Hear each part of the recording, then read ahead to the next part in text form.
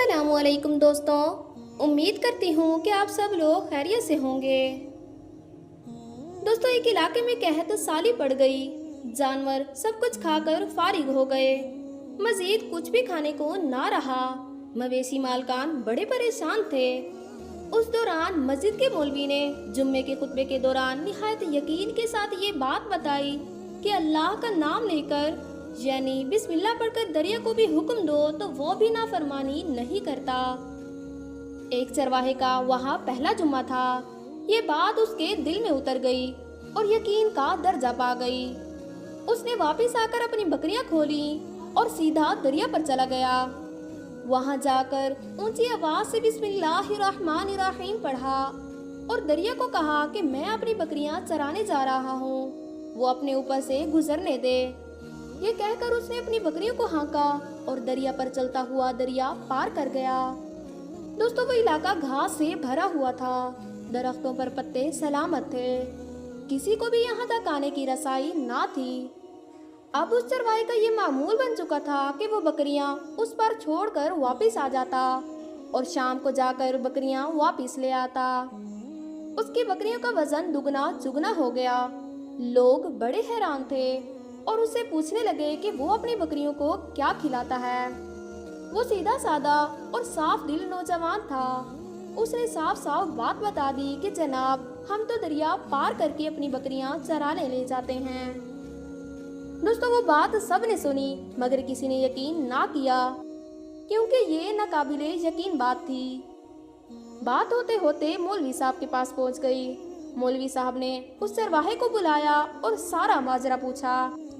उस चरवाहे ने मौलवी साहब को ही हवाला बना लिया कि मौलवी साहब, मैं तो आपका शुक्रिया अदा करने वाला था कि आपने जुम्मे के खुतबे में जो नुस्खा बताया था कि बिस्मिल्लाह पढ़कर दरिया को हुक्म दो तो वो भी इनकार नहीं करता। ये सुनकर मौलवी साहब हैरत से उसके चेहरे को देखते रहे और कहा कि भाई साहब, ऐसी बातें तो हम हर जुम्मा में करते हैं, फकत इनका मकसद लोगों का ईमान बढ़ाना होता है। मगर बकरियों वाला डटा रहा कि मैं तो बिस्मिल्लाह पढ़कर दरिया पर चलता हूँ और बकरियों समेत दरिया पार कर जाता हूँ। दोस्तों, आखिरकार मौलवी साहब ने सुबह खुद ही ये तजर्बा करने की ठानी। चरवाहा भी आ गया और वहाँ सारा मजमा लग गया। मौलवी साहब ने एक दो बार सोचा कि इनकार कर दूं, मगर वो लोग जो मौलवी साहब को कंधे पर उठा कर लाए थे और अब भी अल्लाह अकबर के नारे लगा रहे थे और मौलवी साहब के हक में तारीफें कर रहे थे। आखिरकार मौलवी साहब ने एक रस्सा मंगवाया और उसे दरख्त के साथ बांधकर अपनी कमर के साथ बांधा। फिर डरते डरते बिस्मिल्लाह पढ़ा और दरिया पर चलना शुरू हो गए। मगर पहला पाँव ही रखा था कि फौरन पानी में गिर गए। मौलवी साहब पानी में डूबने लगे। ये देखकर लोगों ने मौलवी साहब को खींच कर बाहर निकाला। मौलवी साहब की ये हरकत देखकर चरवाहा बड़ा परेशान हुआ कि मौलवी साहब की बिस्मिल्लाह को ये क्या हो गया है, क्योंकि उसका ये रोज का मामूल था। उसके यकीन में कोई फर्क न आया। उसने बिस्मिल्लाह पढ़कर बकरियों को पानी की तरफ इशारा किया और खुद उनके पीछे चलता हुआ उन्हें पार छोड़कर वापस भी आ गया।